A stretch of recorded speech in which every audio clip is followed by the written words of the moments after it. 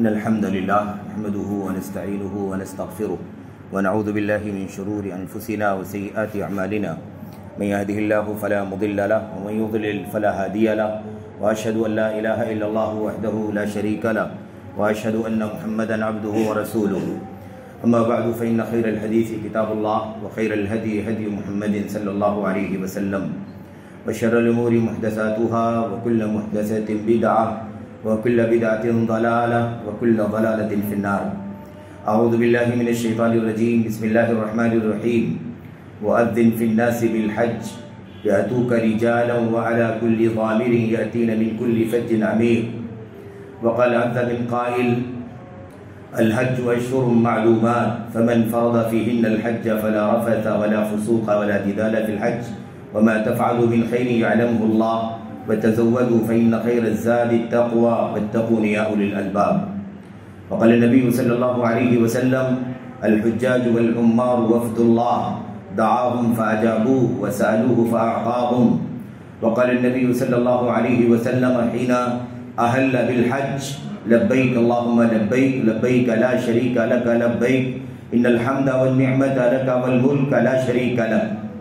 برادران اسلام، دینی اور ملی بھائیوں، نوجوان دوستوں، احباب اور بزرگوں، قابل احترام اور بہنوں، عزیز بچوں، اس وقت جو عمل خیر کا، نیکی کا، اللہ تبارک و تعالیٰ کی رضا اور اس کی خوشنودی کے حصول کے لیے اس کی بندگی کا جو موقع ہے، خصوصی موقع، وہ اللہ تبارک و تعالیٰ کے دین کے ارکان میں سے آخری 5واں رکن حج بیت اللہ کی ادائیگی ہے. اور اسی طرح سے بہت ہی جلد انشاءاللہ تبارک و تعالیٰ قربانی کا بھی اور اس کی عبادت کا بھی موقع آ رہا ہے. اس وقت جو سب سے زیادہ اہم اور بنیادی موضوع ہے، جس حوالے سے ہمیں اور آپ کو اللہ تبارک و تعالیٰ کی کلام کی آیات اور نبی کریم صلی اللہ علیہ وسلم کی حدیث سے عبرت اور نصیحت حاصل کرنی چاہیے، امت کے سلف صحابہ کرام تابعین خیر القرون کی سیرت سے سبق حاصل کرنا چاہیے. وہ موضوع یہ ہے کہ عبادتیں اللہ تبارک و تعالیٰ نے فرض کی ہے یا اسے اللہ تبارک و تعالیٰ نے اپنے دین میں مشروع کیا ہے، لیکن ان عبادتوں کا فائدہ اللہ تبارک و تعالیٰ کو نہیں پہنچنے والا ہے. اس کا فائدہ ہمیں ملنے والا ہے. اس کا جو بھی اجر ہے، اس کا جو بھی ثواب ہے، اس کا جو بھی صلہ دنیا میں آخرت میں اللہ تبارک و تعالیٰ کی طرف سے ملنے والا ہے، وہ ہمیں اور آپ کو ملنے والا ہے، عبادت گزار کو ملنے والا ہے. اللہ تبارک و تعالیٰ نے عبادتیں فرض کی ہیں، مشروع کی ہیں، اس کا کوئی بھی فائدہ اللہ تبارک و تعالیٰ کو نہیں ملنا ہے.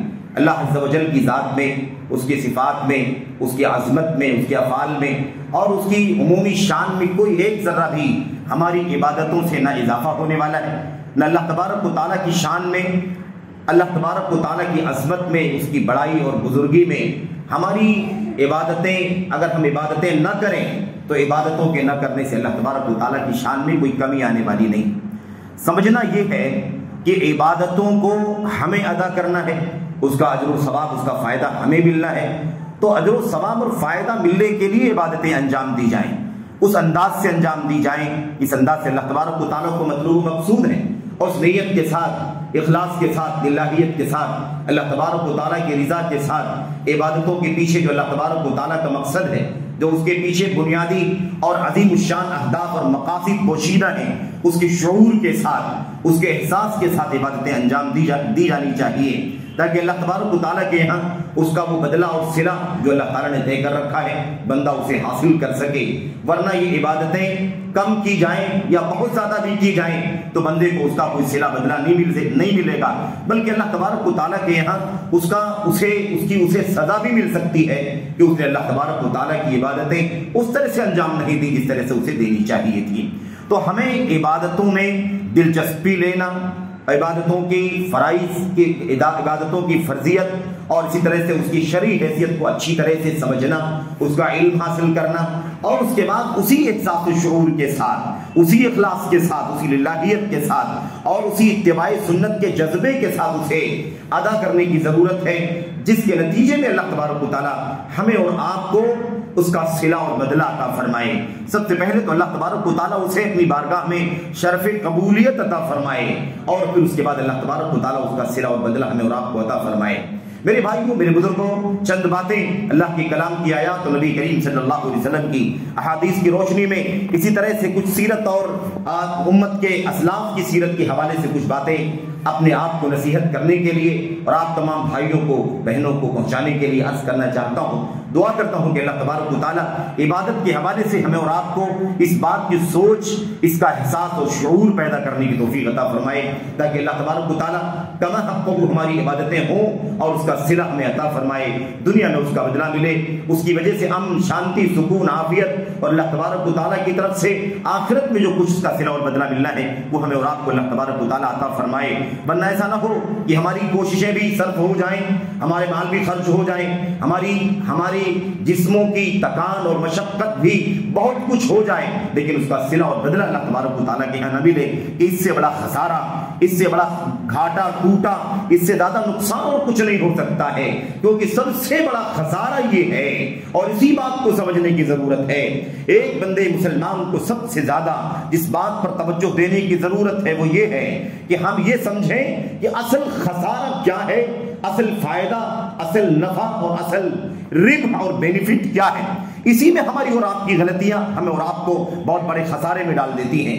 ہمیں اور آپ کو ہر پل، ہر لمحہ، جب سے ہمارے اوپر اللہ تبارک و تعالیٰ کی شریعت کے احکام لاگو ہوئے ہیں، جب سے ہم شریعت کے مکلف بن گئے ہیں، تبھی سے ایک ایک پل اور ایک ایک لمحہ ہمیں اور آپ کو اسی شعور کے ساتھ زندگی گزارنی ہے کہ اصل فائدہ کیا ہے جسے چھوٹنے نہیں دینا ہے، اور اصل خسارہ اور نقصان کیا ہے جسے اپنے آپ کو دوچار نہیں ہونے دینا ہے۔ اسی بات کو سمجھنے کی ضرورت ہے۔ میرے بھائیوں، میرے بزرگوں، حج بیت اللہ کا موقع چل رہا ہے، حجاج کرام دھیرے دھیرے سفر کر رہے ہیں، بہت سارے لوگ بڑی تعداد میں الحمدللہ وہاں حرمین شریفین کی سرزمین پر پہنچ بھی چکے ہیں۔ ڈیلی بڑی تعداد میں لوگ سفر کر رہے ہیں، مشرق ہو کے مغرب، شمال ہو کے جنوب، دنیا کے ہر بر اعظم سے، چھوٹے بڑے تمام خشکیوں سے دنیا کے لوگ اللہ تبارک و تعالیٰ کے حج کے لیے اللہ تبارک و تعالیٰ کی مقدس سرزمین حرم مکہ کا سفر کر رہے ہیں، وہاں پہنچ رہے ہیں۔ بر صغیر کا ہمارا یہ ملک جو شاید سب سے بڑا ملک ہے، اس ملک کے بھی بڑی تعداد میں حجاج کرام میرے بھائیوں سفر کر رہے ہیں، عازم سفر ہیں، مرد ہوں گے، خواتین، جوان ہوں گے، بچے، بڑی تعداد میں حج بیت اللہ کے لیے جا رہے ہیں۔ بہت خوش آئند ہے، بہت مبارک قدم ہے، بہت زیادہ اللہ تبارک و تعالیٰ کا یہ فضل ہے امت کے اوپر کہ لوگ بڑی تعداد میں کشاں کشاں اللہ تبارک و تعالیٰ کے گھر کے لیے اور حج بیت اللہ کی ادائیگی کے لیے جا رہے ہیں۔ لیکن ابھی اور زیادہ جذبہ بڑھانے کی ضرورت ہے۔ بڑی تعداد میں حجاج بیت اللہ کو بڑی تعداد میں اللہ کے گھر کے حج کے لیے جانے کی ضرورت ہے۔ جن کے پاس استطاعت ہے، جن کے پاس اللہ کے گھر پہنچنے کی طاقت ہے، وہ ڈیلے نہ کریں، وہ لیٹ نہ کریں، جلد سے جلد فیصلہ کریں، کسی چیز کو حیلہ بہانہ نہ بنائیں، کوئی چیز آڑے نہ لائیں، یہ کام ہو جائے گا اس کے بعد حج بیت اللہ کریں گے، یہ کام ہو جائے گا اس کے بعد حج بیت اللہ کریں گے۔ اللہ کے نبی محمد رسول اللہ صلی اللہ علیہ وسلم کی حدیث پر عمل کریں۔ اللہ کے نبی صلی اللہ علیہ وسلم نے فرمایا من اراد الحج فلیتعجل، جس نے بھی حج کا ارادہ کیا ہوا ہے، اور ہر مسلمان کا ارادہ ہے، بس طاقت ہو جائے، استطاعت ہو جائے، فلیتعجل، تو اسے جلدی کرنی چاہیے، جلدی کریں، جلد سے جلد حج کا پلان کرے۔ جیسے فرضیت ہوتی ہے، جیسے ہی امکانات آتے ہیں، جیسے ہی وسائل فراہم ہوتے ہیں، جیسے ہی استطاعت ہوتی ہے، حج فرض ہو جاتا ہے۔ اب کسی اور وجہ سے اسے ڈیلے نہیں کیا جا سکتا۔ اگر ڈیلے کر دیا گیا اور اس کے بعد اگر عارضہ موت کا آ گیا، زندگی نے وفا نہ کیا، تو اللہ تبارک و تعالیٰ کے ہاں جواب دہی بہت مشکل ہو جائے گی۔ اس لیے کسی چیز کو آڑے نہ لاؤ۔ بڑی تعداد میں اللہ کے نبی نے فرمایا تھا جلدی حج کرو، اس لیے کہ ہو سکتا ہے سواری کھو جائے، ہو سکتا ہے کہ بیماری آ جائے، ہو سکتا ہے مشغولیت آ جائے، ہو سکتا ہے حالات حج بیت اللہ کے سفر کے لیے سازگار نہ رہ جائیں، اس لیے لوگ حج کریں، کثرت سے حج بیت اللہ کریں۔ میرے بھائیوں، اگر امت کے اسلاف کی سیرت کا مطالعہ کریں گے، اور ماضی قریب بلکہ ابھی اس وقت جو الحمدللہ ہمارے بہت سارے علماء ہیں وہ بھی اچھی طرح سے اس بات کو جانتے ہیں کہ آپ ہمارے اسلاف کی سیرت میں جانیں گے کہ لمبا سفر، اور یہ اسباب بھی نہیں، وسائل بھی نہیں، یہ ہوائی سفر بھی نہیں تھا، بڑی مشکلات کے ساتھ کوئی پیدل چل کر کے جیسے ممکن ہوتا، کوئی سواری اونٹ کے ذریعے سے، کوئی کوئی خچر کے ذریعے، کوئی گدھے اور گھوڑے کے ذریعے سے سفر کر کے بڑی مشقتوں سے پہنچتا تھا، لیکن سیرت کا مطالعہ کریں تو آپ کو پتا چلے گا کہ بالغ ہونے کے بعد سے آخری عمر تک جب تک طاقت رہی ہر سال حج بیت اللہ کرتے رہے۔ اس فلسفے پر غور نہیں کرنا، اسے خاطر میں نہیں لانا جو آج کل اخوانی اور رافضیوں کی طرف سے یا عقل پرستوں کی طرف سے پھیلایا جا رہا ہے۔ بار بار حج کرنے کی کیا ضرورت ہے؟ ہر سال حج کرنے کی کیا ضرورت ہے؟ ملینز روپے حج بیت اللہ میں خرچ ہو رہے ہیں، یہ نفلی حج کرنے کی کیا ضرورت ہے؟ ایک بار فرض ہے کر لیا، دوسری بار جانے کی کیا ضرورت؟ اسے اس کام میں خرچ کر دو، اسے یہاں لگا دو، غریبوں کی مدد کر دو، اسکول بنوا دو، کالج کر دو، امت کے لیے کام آئے گا۔ قوم کی خدمت کے نام پر یہ ہیلے بہانے پیش کیے جاتے ہیں۔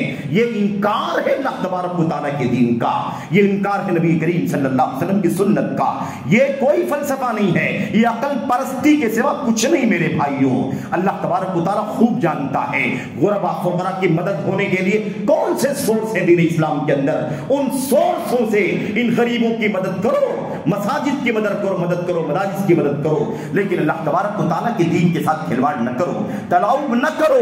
اللہ کے نبی نے فرمایا بار بار حج کرو، بار بار عمرے کرو، حج کرو پھر عمرہ کرو، حج کرو پھر عمرہ کرو، تابعوا بین الحج والعمرہ، روٹیشن کے ساتھ مسلسل عمرہ حج کرو، جسے اللہ تبارک و تعالیٰ نے طاقت عطا فرمائی ہے۔ لیکن اللہ تبارک و تعالیٰ کے لیے ہو، اللہ کی رضا کے لیے کچھ باتیں میں بھی عرض کروں گا آپ کے سامنے۔ تو میں یہ کہہ رہا تھا کہ یہ فلسفہ بہت دھوکے کا فلسفہ ہے، اس کو خاطر میں نہیں لانا، خاطر میں نہیں لانا۔ اللہ کے نبی صلی اللہ علیہ وسلم نے فرمایا تھا، کیونکہ یہ بار بار حج کرنا، یہ حج اور عمرہ انسان کے گناہوں کو ایسے مٹا دیتا ہے، انسان کی فقیری اور محتاجگی کو ایسے مٹا دیتے ہیں۔ یہ حج عمرے جیسے بھٹی میں جب لوہے کو ڈال کر کے تپایا جاتا ہے تو وہ سارے میل کچیل کو ختم کر دیتا ہے، یا سونے اور چاندی کو ڈالا جاتا ہے تو اس کے گرد و غبار کو جلا کر کے باہر نکال دیتا ہے، وہ خالص لوہا باقی بچتا ہے، خالص سونا باقی بچتا ہے، خالص چاندی باقی بچتی ہے۔ اسی طریقے سے یہ حج عمرہ انسان کے گناہوں کو بھی مٹا دیتا ہے اور انسان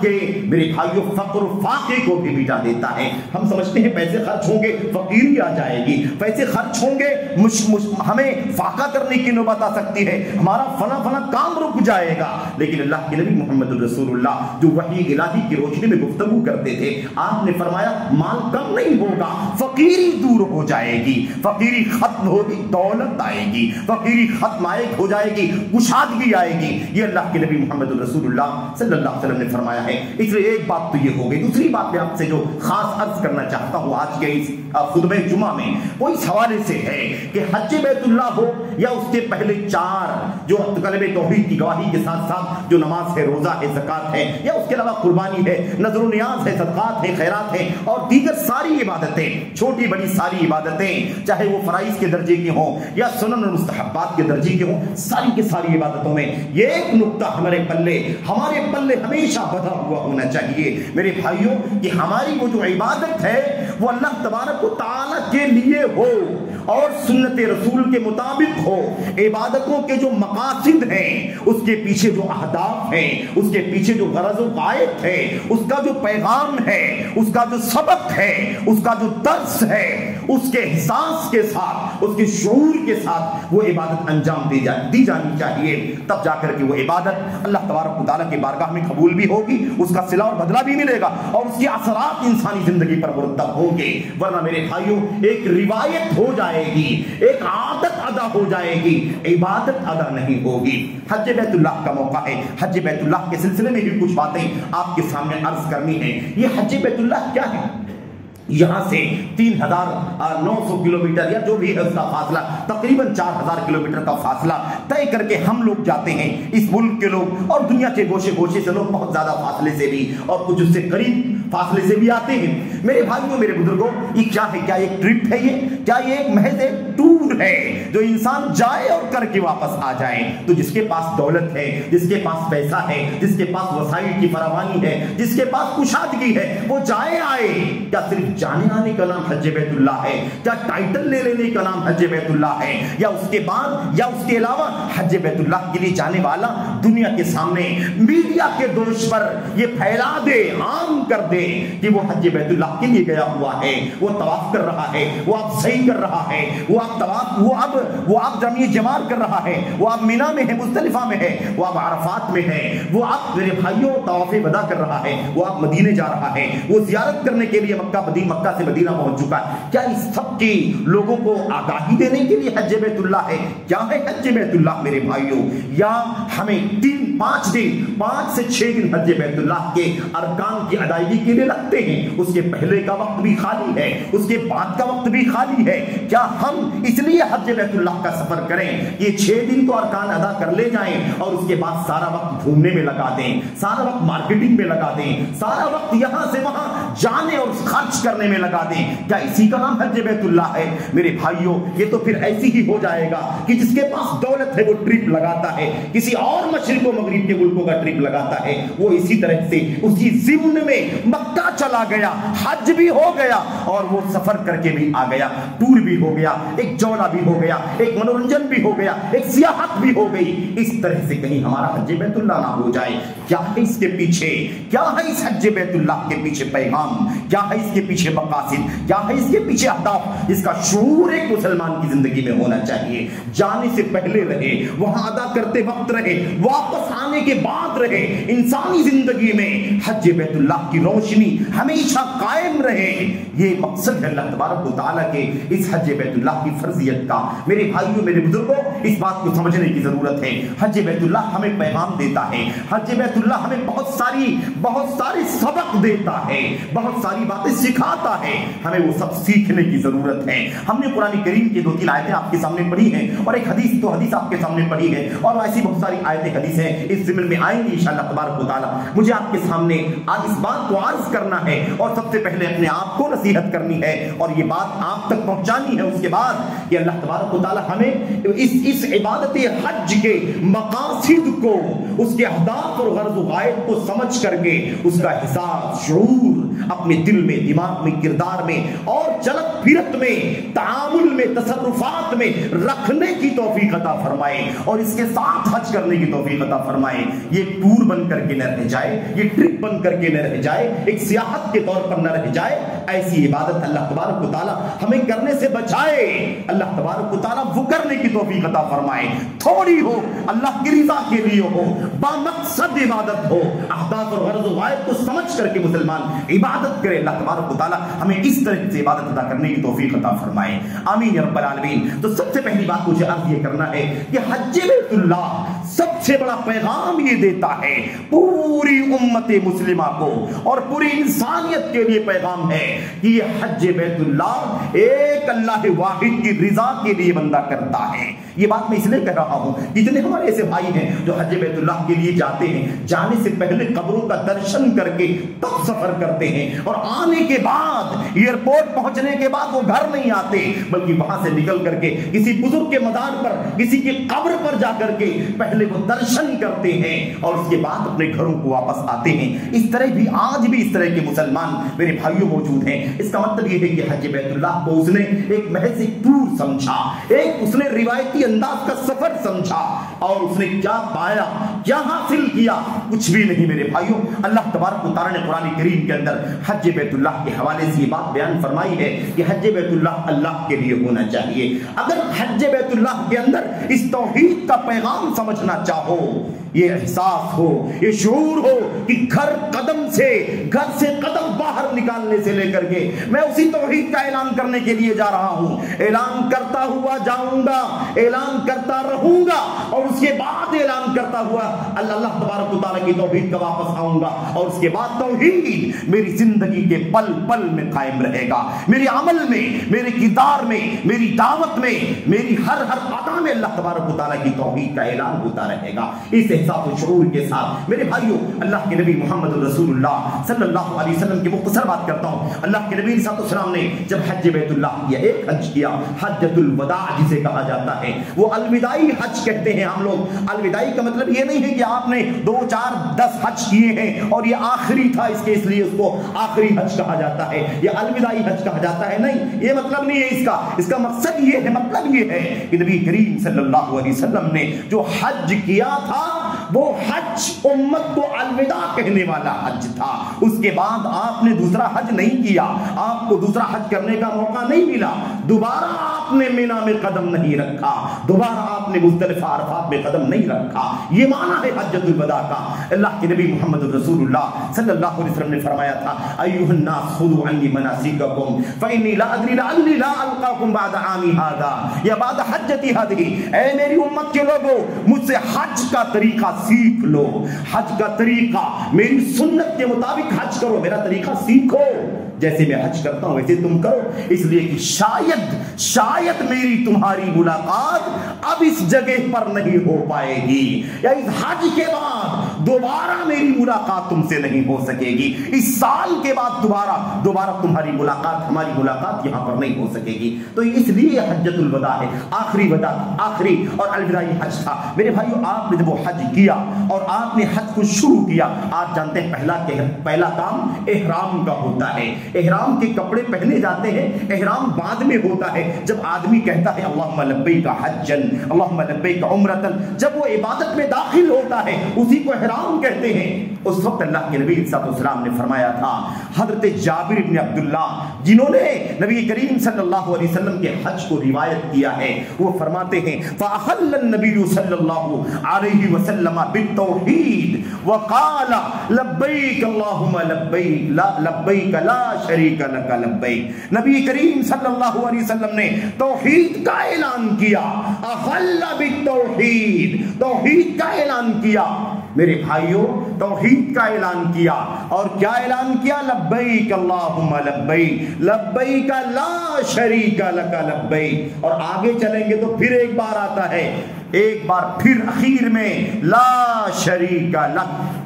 چھوٹے سے تلبیہ میں 2 مرتبہ اللہ کے نبی علیہ السلام فرماتے ہیں لا شریک لک لا شریک لک, اللہ تیرا کوئی شریک نہیں ہے. میں تیری بارگاہ میں حاضر ہو رہا ہوں, میں تیری عبادت پر قائم ہوں, بار بار تیری عبادت پہ قائم ہوں, بار بار تیری عبادت کے لیے حاضر ہو رہا ہوں. لبیک اللہم لبیک لبیک لا شریک لک لبیک, تیرا کوئی شریک نہیں ہے, میں حاضر ہوں. ان الحمد والنعمت, تمام تعریفیں اور ساری نعمتیں, ساری بادشاہت تیری ہے, لا شریک لک, کوئی شریک نہیں ہے. استاد گرامی ڈاکٹر عبدالرزاق بدر حافظہ اللہ اپنی کتاب میں فرماتے ہیں, لکھتے ہیں, کہتے ہیں تلبیہ پر غور کر کے ذرا دیکھو اللہ کی توحید کا پیغام حج بیت اللہ سے کیسے نکلتا ہے. پہلا کام احرام کرنا ہے, احرام کے ساتھ تلبیہ ہے, تلبیہ میں توحید کا اعلان کیا جا رہا ہے. پیغام ہے, حاجیوں جا رہے ہو, خالی جا کر کے واپس نہیں آ جانا. یہ قدم تمہارا جو اٹھ رہا ہے اللہ کی توحید کا اعلان کرنے کے لیے اٹھ رہا ہے. جب سارے مشرکین دنیا کے اللہ کے شرک کے ساتھ اللہ کے شرک کا اعلان کر رہے ہیں, تو مسلمان اللہ کی توحید کا اعلان کرے, اللہ کی وحدانیت کا اعلان کرے, اس شعور کے ساتھ حج کرنے والا حج کرنے کے لیے جائے.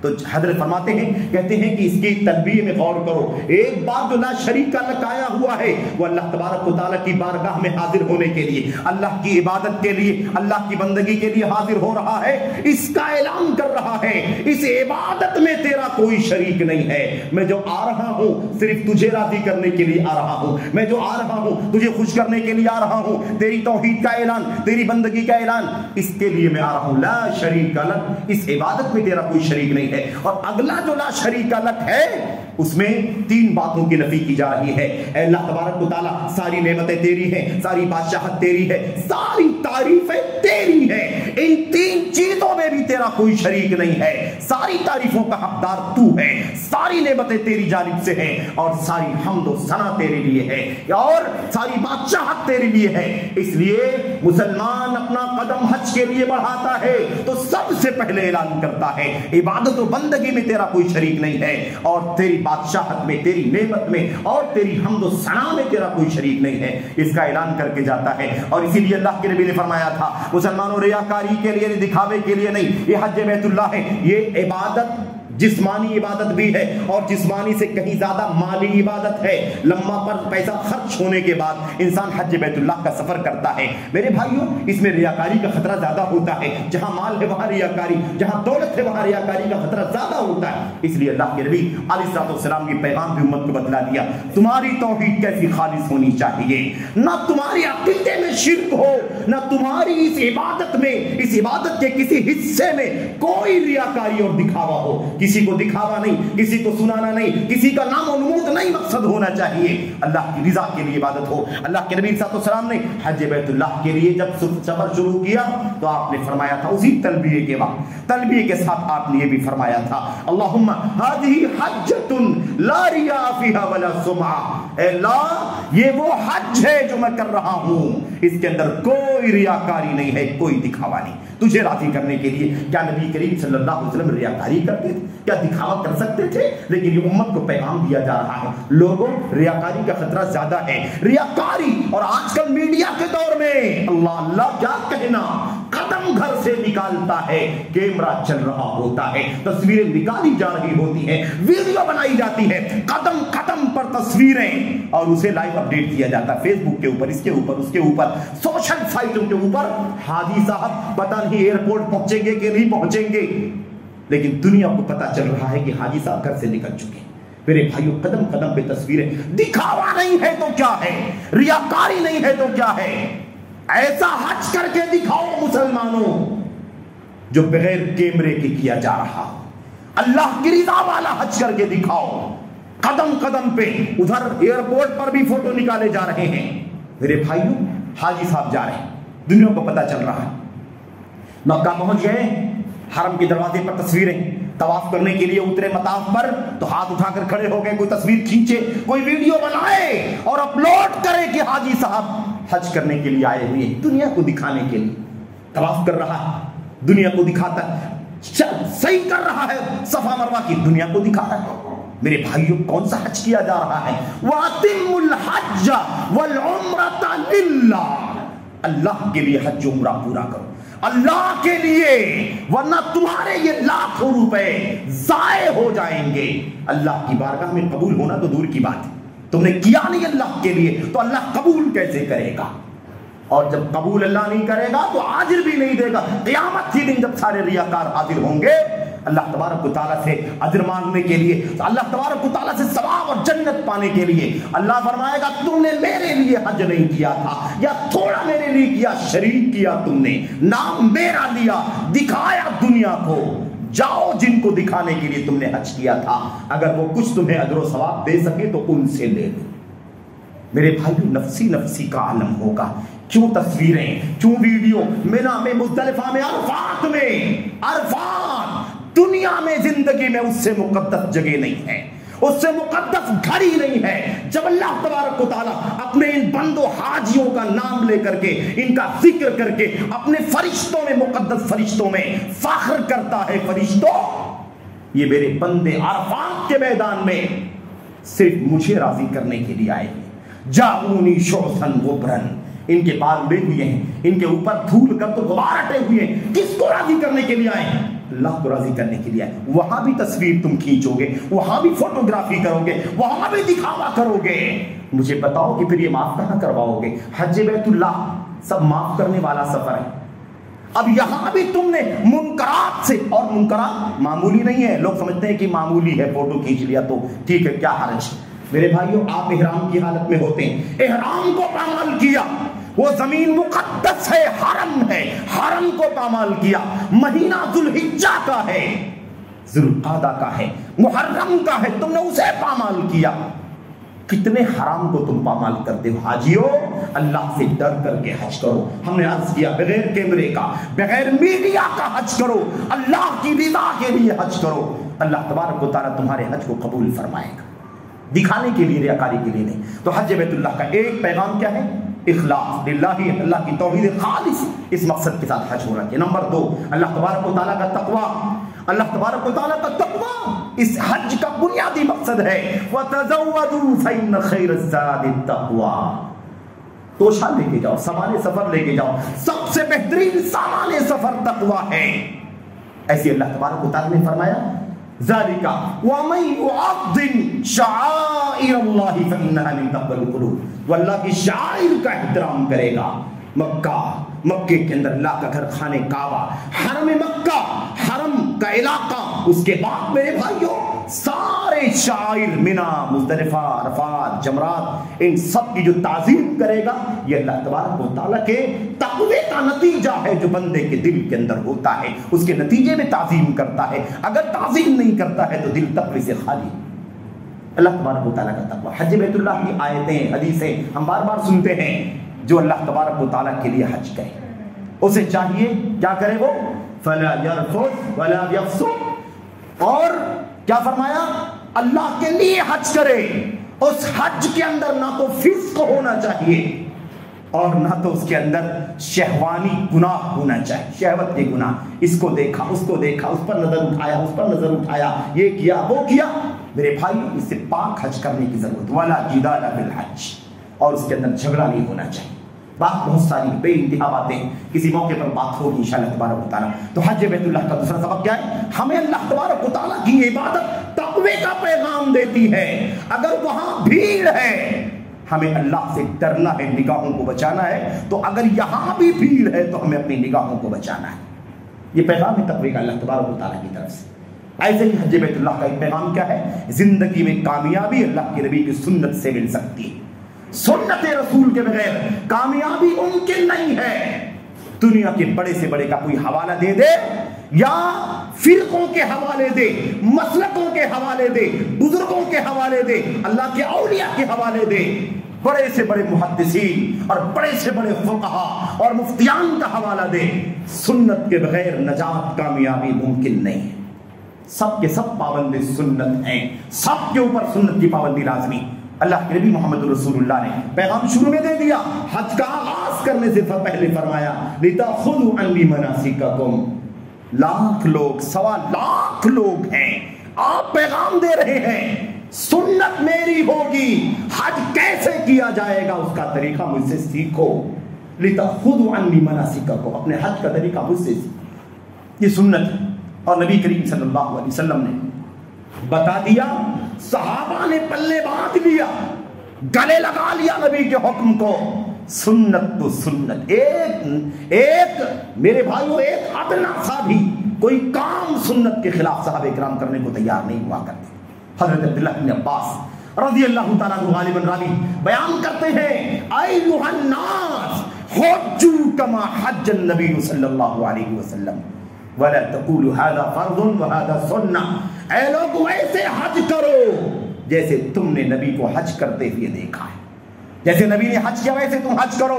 یہ نہ کہو کہ یہ فرض ہے اسے کرنا ہی پڑے گا، یہ سنت ہے اسے نہ بھی کریں گے تو چل جائے گا۔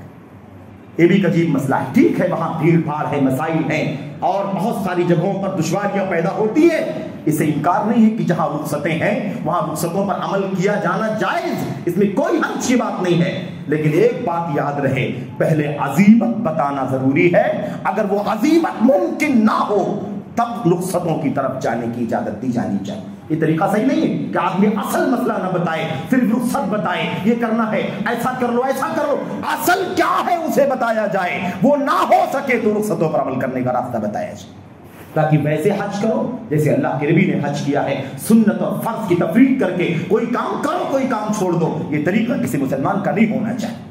ایسے تو پھر ایک ایک دو دو تین تین سنتیں زندگی سے نکل جائیں گی، عقلانیت منمانی باقی بچے گی۔ اس لیے سنت کی حفاظت کے لیے اصل کام یہ ہے کہ آخری دم تک عزیمت پر عمل کرنے کی کوشش کی جائے، جب ممکن نہ ہو تو رخصتوں پر عمل کر لیا جائے۔ میرے بھائی میرے بزرگوں، یہ ایک مختصر پیغام۔ تیسرا چوتھا پیغام ایک اور ہے، یہ حج بیت اللہ ہمیں وحدت اتحاد کی تعلیم دیتا ہے۔ حج بیت اللہ ہمیں میرے بھائیوں، حج بیت اللہ ہمیں جو پیغام اتحاد کا ہے، اجتماعیت کا ہے، یکجہتی کا ہے، اور امتن واحدہ، ایک امت ہے، اس کا جو پیغام حج بیت اللہ سے ملتا ہے، اتنا بڑا پیغام کسی اور جگہ سے آپ کو نہیں مل سکتا۔ میرے بھائیوں، اب ساری باتیں میں عرض کرنا چاہتا ہوں کہ حج بیت اللہ میں آپ صرف غور کر لیں، سارے مسلمان ایک اللہ کے نام لینے والے، ایک نبی کا کلمہ پڑھنے والے، ایک کام سے ایک جگہ حاضر ہونے والے، ایک لباس میں حاضر ہونے والے، ایک زبان اور کلمے کے ساتھ حاضر ہونے والے، ایک ساتھ میں سب ایک کام کرنے والے، تعداد 4 ملین ہے، 3 ملین ہے، اس سے کم زیادہ ہے، سب کے سب، اس سے بڑا وحدت کا مظہر اور کیا ہو سکتا ہے؟ امیر ہو کہ غریب ہو کہ عالم ہو کہ جاہل ہو کہ ادنا ہو کہ اعلیٰ، سب کے سب ایک لباس میں اللہ کی بارگاہ میں سب ایک کلمے کے ساتھ، ایک قبلے کے ساتھ، ایک نبی اور ایک سنت کے ساتھ، ایک کام کے ساتھ، ایک ادا کے ساتھ، ایک لباس کے ساتھ اکٹھا ہونے والے دنیا میں اتنا بڑا مظہر آپ کو کہیں دیکھنے کو نہیں ملے گا۔ حج بیت اللہ اتحاد کا بہت عظیم الشان مظہر ہے۔ اسی بات کو اللہ کے نبی علیہ السلام نے 10 تاریخ کے حجۃ الوداع والے خطبے میں اور اس کے بعد 11 تاریخ کو بیچ والے دن بھی خطبہ دیا تھا۔ آپ نے فرمایا تھا ایھا الناس ان ربکم واحد وان اباکم واحد، اے میرے امت کے لوگوں، ساتھیو، تمہارا رب ایک ہے، تمہارا باپ ایک ہے، آدم من تراب، آدم مٹی سے پیدا کیے گئے تھے، تم سب کے سب اسی باپ کی اولاد ہو۔ الا لا فضل لعربی ولا علی عجمی ولا لاحمر علی اسود، اللہ کے نبی نے فرمایا کسی کالے کو گورے پر، گورے کو کالے پر، کسی عجمی کو عربی پر، عربی کو عجمی پر کوئی فضیلت نہیں ہے الا بالتقوی، سوائے اللہ تبارک و تعالیٰ کے تقوی کی بنیاد پر۔ تقوی کی بنیاد پر تفریق ہوگی، ورنہ اور کسی اعتبار سے کوئی چھوٹا بڑا نہیں ہو سکتا، کوئی فضیلت نہیں ہو سکتی۔ یہ ایک پیغام ہے اتحاد کا، اتحاد کا پیغام، اور ہم نے بھی محسوس کیا اور دنیا بھی محسوس کرتی ہے، دشمن بھی محسوس کرتا ہے۔ اس کرسچن نے کہا تھا، کرسچن نہیں بلکہ کرسچن دائی نے کہا تھا، ایک مبشر نے، منصر نے کہا تھا، عیسائی مشنری کا ایک فرد، اس نے کبھی کہا تھا مسلمانوں کو مخاطب کر کے نہیں، میرے بھائیوں اپنی عیسائیوں کو، کرسچنوں کو مخاطب کر کے کہا تھا، اے کرسچنوں سن لو، تمہاری کشتیاں اسلام کی چٹان سے ٹکرا ٹکرا کر کے چور چور ہو جائیں گی، اسلام کا بال بیکا نہیں کر سکیں گی جب تک اسلام میں 3 بنیادیں قائم رہیں گی، القرآن واجتماع الجمعہ ومؤتمر الحج، 3 باتوں کا نام لیا، کہا جب تک مسلمانوں کے اندر قرآن کا علم ہے، قرآن کی تعلیم ہے، اور جب تک مسلمانوں کے پاس جمعہ کا اجتماع ہے، اور جب تک مسلمانوں کے پاس حج کی عالمی کانفرنس ہے، تب تک عیسائیوں کی کشتیاں اسلام کی چٹان سے ٹکرا ٹکرا کر کے چور چور ہو جائیں گی، اسلام کا کچھ مٹا نہیں سکیں گی۔ لیکن کون سا اتحاد بھائی؟ یہ اتحاد ہم جس کی بات کر رہے ہیں، اب یہ اور بات ہے کہ میرے بھائیوں وہاں بھی یہ فرقے، یہ مسلکوں کے جھگڑے وہاں بھی پہنچ کر کے امت میں تفریق پیدا کرنے کا کام کرتے ہیں۔ اب اس کا کیا کیا جائے؟ یہ تو ایک المیہ ہے، مصیبت۔ وہاں بھی نبی نے فرمایا حج میں نمازیں قصر کر کے پڑھی جائیں گی، قصر مشترک، قصر کیا ہے؟ مشترک ہے، مینا میں، مزدلفہ میں، عرفات میں قصر مشترک، 4 رکعت والی نماز 2 رکعت پڑھی جائیں گی۔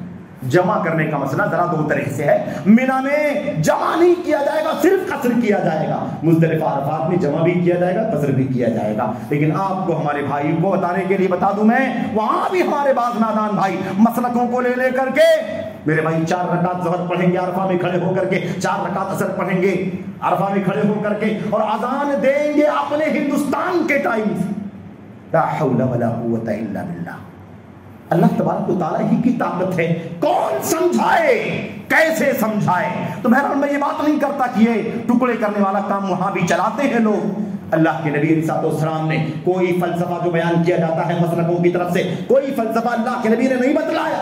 اللہ کے نبی نے ساری امت کے لیے ایک پیغام دیا، جیسے میں نے حج کیا ہے، مجھ سے حج کا طریقہ سیکھو۔ آپ نے حج میں کیسے نماز پڑھی ہے، مینا میں، مزدلفہ میں، عرفات میں، مکہ میں کیسے پڑھی، ویسے ہی پڑھو۔ یہ فیصلے، یہ فلسفے نہ لاؤ کہ مسافر ہوگا تو قصر کرے گا، مسافر نہیں ہوگا تو قصر نہیں کرے گا، میں 20 دن پہلے آیا ہوں، مسافر نہیں ہوں۔ حج کے اندر جیسے نبی نے کام کیا ہے، پوری امت کو، مکہ والا ہو یا غیر مکہ والا، سب کے لیے ایک حکم ہے نبی کریم صلی اللہ علیہ وسلم کا۔ اتحاد کے ٹکڑے کرنے والے کام وہاں بھی کیے جاتے ہیں، لیکن اتحاد کا مظہر حج بیت اللہ ہے۔ میرے بھائیوں، ایسے ہی یہ حج بیت اللہ ہمیں اس بات کا بھی پیغام دیتا ہے کہ ہم، میرے بھائیوں، پوری دنیا میں اعتدال کا سبق سکھائیں۔ اعتدال، جذباتیت نہیں، ایموشن نہیں، عاطفہ نہیں، یہ اسلام کی تعلیم نہیں ہے۔ اللہ اکبر۔ حج بیت اللہ کے اس پیغام کا ایک بنیادی حصہ کیا ہے؟ اعتدال کی تعلیم۔ نبی کریم صلی اللہ علیہ وسلم نے جب آپ مزدلفہ سے صبح صبح نکلے اور عقبہ آنے والے تھے، یعنی بڑے والے جمرے کو کنکری مارنے کے لیے آپ آنے والے تھے، آپ نے صحابہ کرام سے کہا القط، یا ابن عباس سے کہا القط لی الحصا، ابن عباس مجھے کنکری مارنی ہے، 7 کنکریاں جلدی ڈھونڈ کے لے کر کے آؤ، اٹھا کر کے 7 کنکریاں لے کر کے آؤ۔ ابن عباس کہتے ہیں میں کنکری لے کر کے آیا، چھوٹی چھوٹی 7 کنکریاں تھیں، مثل حصل خضف، خضف کا مطلب ہوتا ہے بکری کی میگنی کی سائز کے برابر، چلی چھوٹے چھوٹے دانے چنے کے برابر، ایسا میں 7 کنکریاں لے کر کے آیا، اللہ کے نبی صلی اللہ علیہ وسلم کے ہاتھ میں دیا، آپ نے اپنے ہتھیلی میں رکھا، وہ دھول لگی ہوئی تھی، اللہ کے نبی نے پھونک ماری تاکہ دھول اڑ جائے، اس کے بعد اللہ کے نبی نے پوری امت کے سامنے پیغام فرمایا بِأَمْثَالِ هَؤُلَاءِ فَرْمُوا، امت کے لوگوں اس طرح کی کنکریوں سے کنکری مارو۔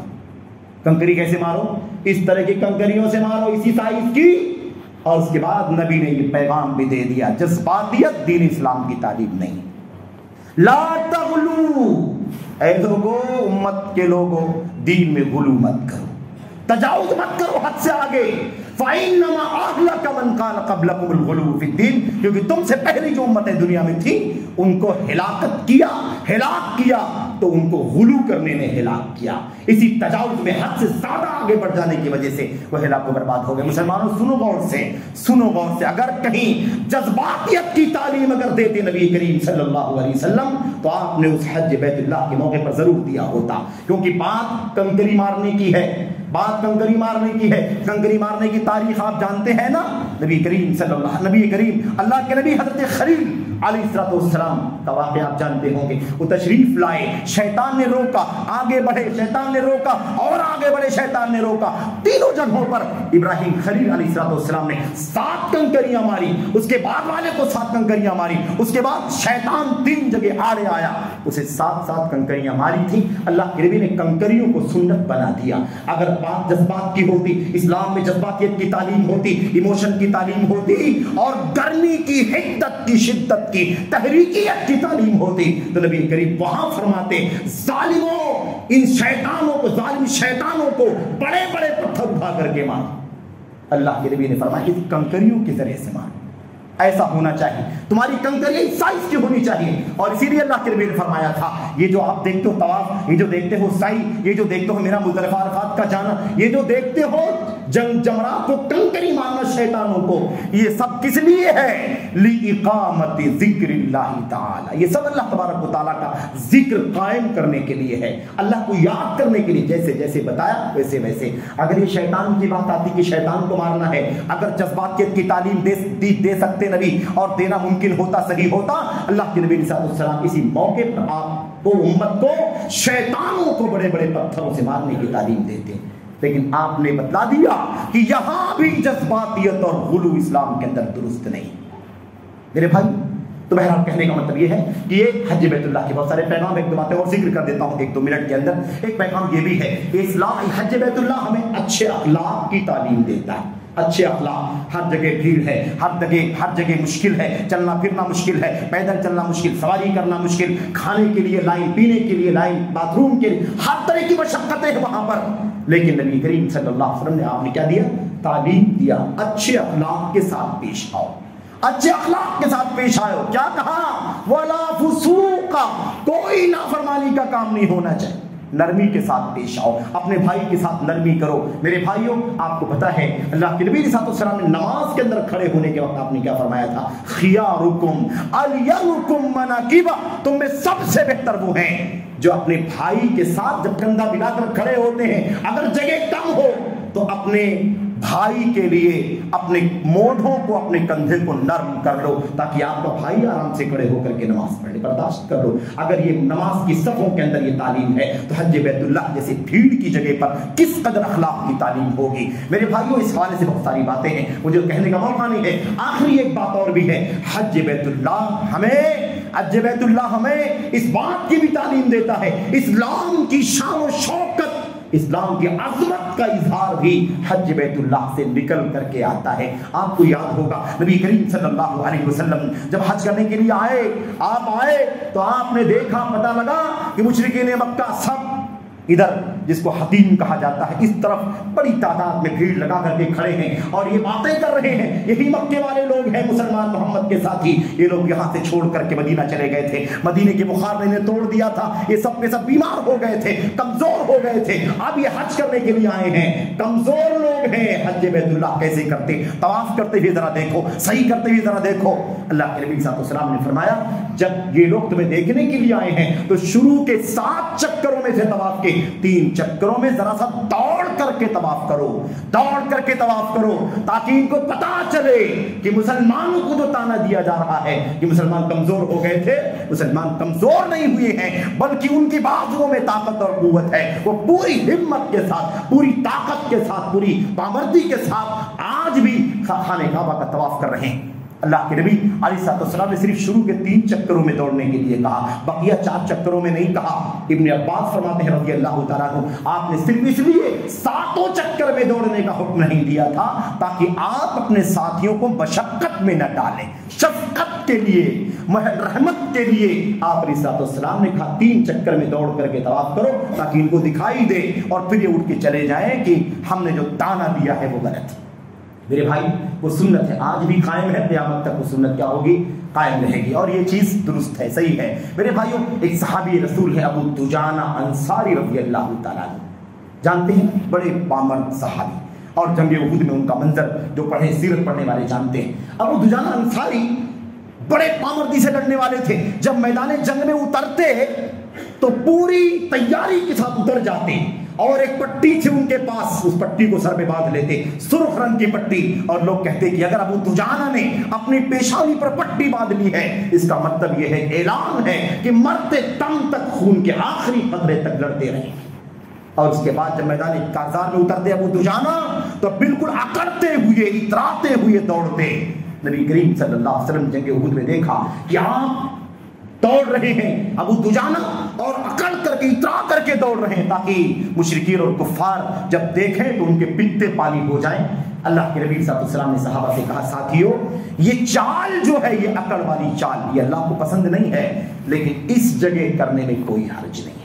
ان هذه مشیۃ اللہ یبغضها اللہ الا فی مثل هذه المواطن, اس چال کو اللہ پسند نہیں کرتا, ناپسند کرتا ہے اس طرح کی جگہوں میں, لیکن کرنے میں کوئی حرج کی بات نہیں. تو اسلام کی عظمت اور قوت کا بھی حج بیت اللہ سے پتہ چلتا ہے. یہ سب سبق ہمیں اپنے دلوں میں لے کر کے, یہ پیغام دلوں میں لے کر کے, یہ شعور دلوں میں لے کر کے ہمیں حج بیت اللہ کرنے کی ضرورت ہے, تاکہ اللہ تبارک و تعالیٰ ہمیں حج بیت اللہ کا مقصد سمجھنے اور اس کو صحیح معنوں میں ادا کرنے کی توفیق عطا فرمائے. ایک جانے اور واپس آ جانے کا نام حج بیت اللہ نہیں ہے کہ ہر آدمی دولت مند ہے تو جا رہا ہے, آ رہا ہے, ہر سال جا رہا ہے, آ رہا ہے. بالکل ہر سال جاؤ, بار بار جاؤ, لیکن اللہ کی رضا کے لیے ان سارے مقاصد کو اپنے سامنے رکھ کر کے حج بیت اللہ اور عمرے کرو. اللہ تبارک و تعالیٰ آپ کو توفیق عطا فرمائے. حجاج, عازمین حج اور بہنوں عازمات سب کے حجوں کو اللہ تبارک و تعالیٰ قبول فرمائے. سب کو اللہ تبارک و تعالیٰ اس کا نیک صلہ اور بدلہ عطا فرمائے. اللہ تبارک و تعالیٰ سب کی مغفرت فرمائے, سب کے درجات بلند فرمائے, اور انہیں امن و امان و سلامتی کے ساتھ اپنے اپنے وطن واپس لوٹنے کی توفیق عطا فرمائے. آمین رب العالمین. صلی اللہ علیہ وسلم وبارک علی نبینا محمد وعلی آلہ وصحبہ اجمعین. السلام علیکم.